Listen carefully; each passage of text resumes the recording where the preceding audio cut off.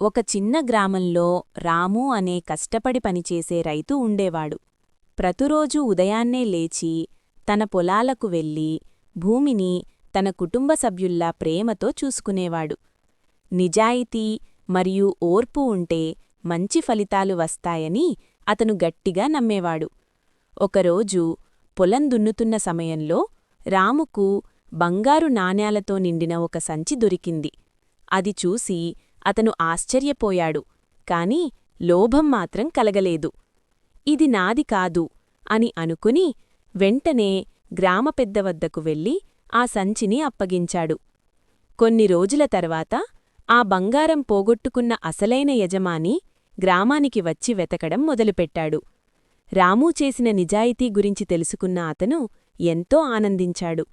రాముకు కొంత బంగారం బహుమతిగా ఇచ్చి అతని వ్యవసాయాన్ని మెరుగుపరుచుకోవడానికి సహాయం చేశాడు. రాము తన సాధారణ జీవితాన్ని కొనసాగించాడు. గ్రామంలో అందరి గౌరవాన్ని పొందాడు. అతని పంటలు బాగా పండాయి. రాము పేరు ఆ గ్రామంలో నిజాయితీ మరియు కష్టానికి ప్రతీకగా నిలిచింది.